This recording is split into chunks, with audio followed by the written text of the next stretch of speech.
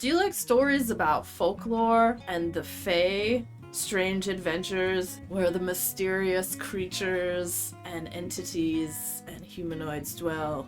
I've always had an interest in folklore. What are the truths that are behind it? Where does it come from? And this is a fiction book, and it's called Emily Wilde's Encyclopaedia of Faeries by Heather Fawcett. And so, even though it's fiction, I love stuff along these lines. It follows the story of this woman named Emily Wilde. She's an educated woman from Cambridge University, and she's working on this encyclopedia of the Fae, or the Faeries.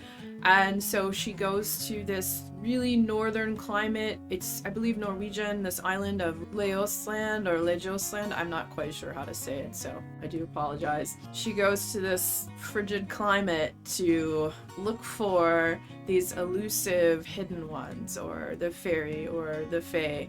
And in this land, this is the last place she needs to go to complete her work. Being as a professor type person, she's not always that good in social situations. Meeting the townsfolk, and she's always been kind of like a little cold and removed and doesn't really have friends per se. I mean, I guess she kind of has like one sort of friend who's a colleague of hers back at Cambridge, and he is rather a nuisance and annoying to her, it seems, and his name is Wendell Bamblebee. Apparently he's devastatingly handsome and irksome and annoying, and sometimes she kind of wonders if he's human or not. So she goes on this journey to this place to do research so that she can finish her encyclopedia. She just gets into all kinds of stuff when she gets there. Like, the townfolk aren't really sure what to think of her. She's really socially awkward and doesn't always say the right things, you know, insert foot and mouth and whatnot, and she starts to like stumble onto the fairies of that land.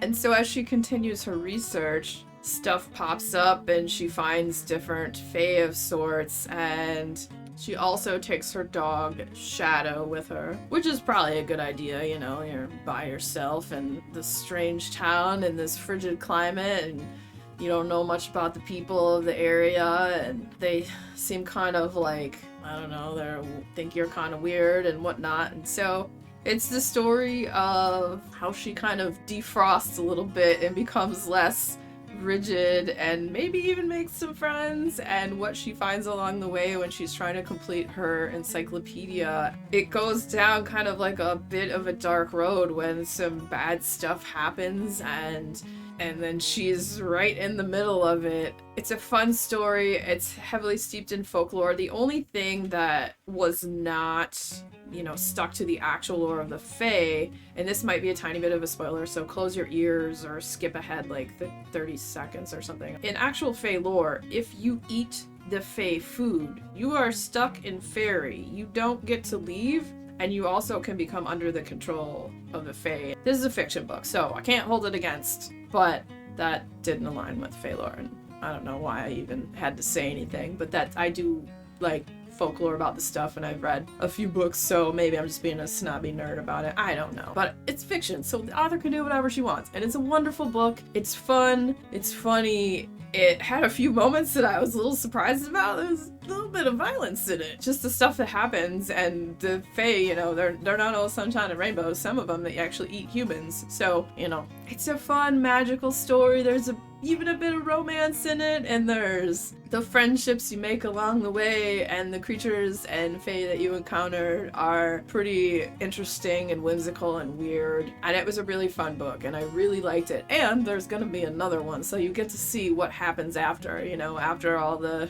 craziness that ensues happens. So if you like magical, folklore-inspired, whimsical books with a touch of romance, and you know, that trope of like the curmudgeonly professor who learns how to lighten up and to make friends with the townsfolk, Emily Wilde's Encyclopedia of Faeries may just be for you. If you are a fan of fantasy books, the next video coming up will be another fantasy book, so stick around, check it out. And if you had fun hanging out today, hit that subscribe button, come back, see me again, and we'll talk about more bookish things and weird stuff.